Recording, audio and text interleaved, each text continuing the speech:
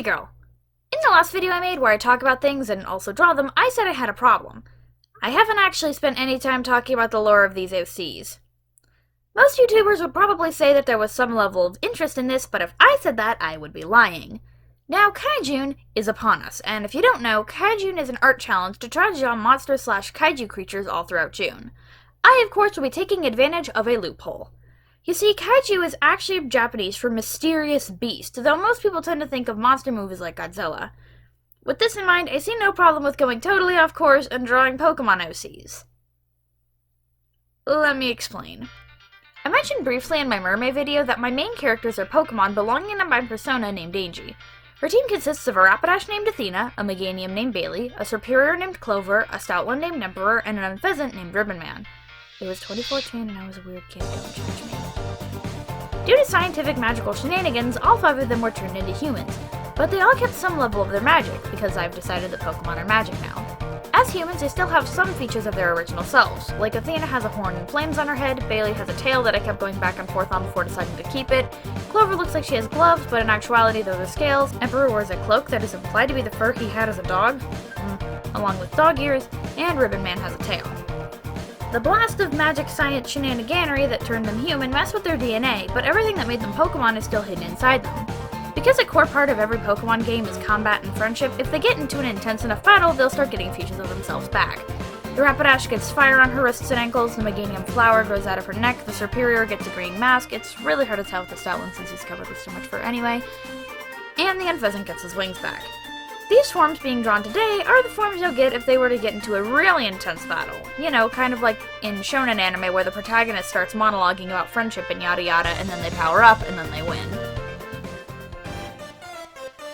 First up, whether going in alphabetical or Pokedex order, is Athena the Rapidash.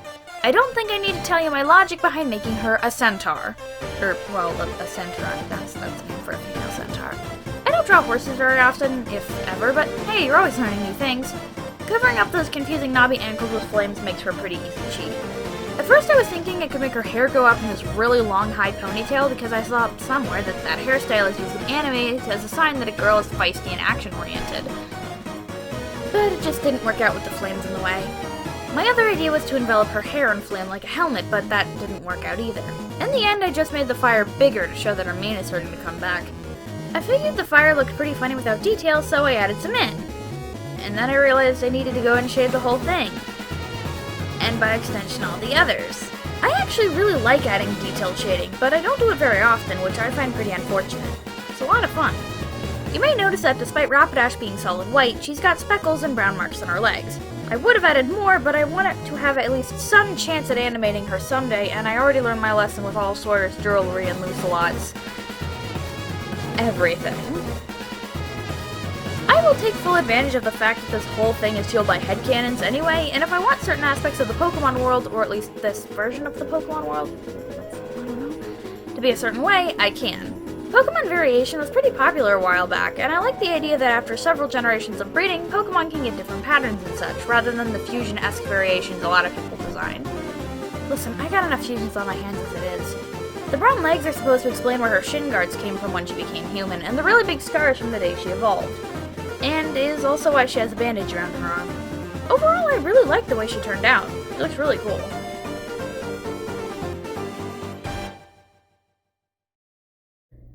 When I set out to do this, the idea was to base each form off of some kind of mythological creature. Unfortunately, dinosaur-human monsters aren't really found in any mythology. I would assume I didn't actually check. I was going to make a few sketches, but ended up liking the first one, so I just kinda went with it. If I'd made Bailey an Anthromeganium, that would break my self-imposed rule about human faces having genetic priority, for some reason. I do find the stubby little dino legs pretty cute. That flower gave me problems, though. I didn't have any specific inspiration and messed around until I got a shape I liked, and even then I'm still iffy on it. Her hair seems to be slightly longer, even though it would make sense if it was shorter, but it's okay. Maybe it was just tucked up under her hat or something. I took off said hat so you could see the little stamens coming out of her hair, and she always has them, you just can't see them. Also, her belt is actually a big ribbon with a giant bow on the back of her dress because that's cute, even though I've never drawn her from an angle that you could actually see said bow. I made the background behind her green and pink because I feel like her color aesthetic would be best described as pastel ice cream parlor. Overall, she looks really silly, but I don't totally hate it? I don't know, maybe I was looking at this for too long. This sweet cinnamon deserves better.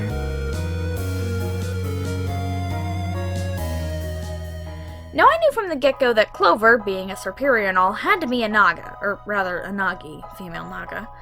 But then I realized that they're Asian, not Greek, and had a brief crisis of whether or not it was wrong of me to want to use a creature certain gods could come in the form of. Now, not all Naga are deities, so I think I'm in the clear.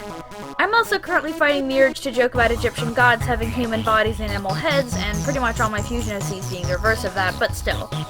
Clover's hair is the only one who ended up getting an actual change, getting pulled up into a bun. At some point, I wanted it to get super long, like a snake tail, but as you can see, I seemingly want to do that a lot. The green mask on her face is meant to look like a formal masquerade mask, and also the markings on Superior's face. When I was having problems with her tail looking weird, I looked up references and realized that Superior isn't actually that lanky, it's just generally big.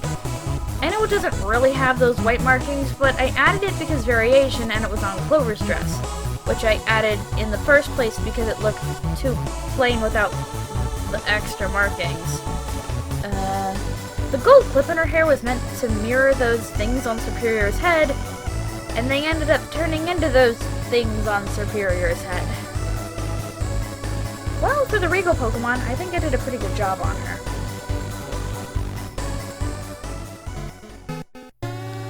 Emperor's design keeps giving me problems. I happen to have a weird internal aversion to drawing mustaches, and Stoutland is basically a big dog with a mustache. Now don't get me wrong, I love that Stoutland is a big dog with a mustache, but I have a pretty hard time making myself draw it. Since he's a dog, the idea was to make him werewolf-like, but I forgot about that somewhere along the lines. I also went through about 3 sketches to try to get the pose right, even though I didn't even change the pose that much. And only now do I realize his tail is too high up. Maybe it got bristled out or something? Can dogs do that?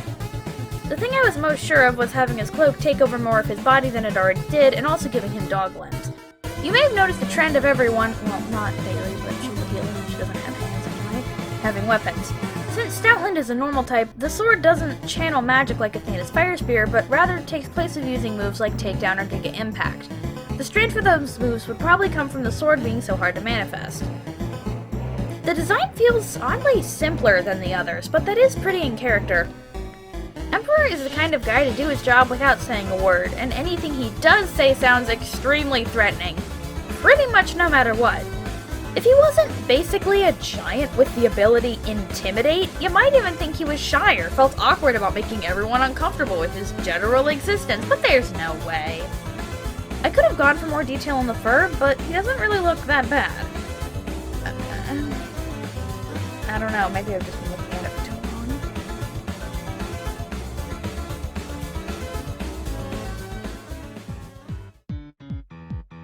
Lastly, but definitely most flirty, we've got Urban Man the Hen Pheasant. His, what we'll call beta personality, was all flirt and occasional cringy 2013 meme. Now he's a little more balanced, and I really wish I had the courage to make him as flamboyant as I had originally intended. Clearly the best option for a guy who's pretty much convinced he's the best thing ever is a vampire, but that is a story for another time. Flirty Bird tends to lend itself well to being a siren. Wait, but aren't sirens always female? It doesn't matter, there've gotta be a few boys around there somewhere, biology and all that. When making these Pokemon humans back into Pokemon, I wanted to blur the line as to what constituted clothes. They look like they're wearing clothes, but it might not be clothes. It might be like fur, scales, or feathers or whatever. With Ruben, I wanted that line to be much clearer. He's pretty much the most likely OC I've got to willingly go shirtless for any reason possible, but I denied us this for the sake of logic. I mean, why would he have less feathers than anyone else? It's kind of hard to miss the giant pink scar on his neck and stomach, but again, that story involves more vampires than we have time for. I made his head ribbons extremely long for the sake of justifying his name. Quite a handsome burb if I do say so myself.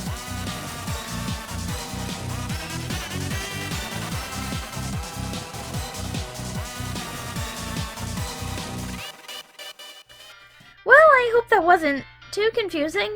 Sorry this came out a few days later than planned, I just got some nasty writer's block and I wasn't very confident in my script.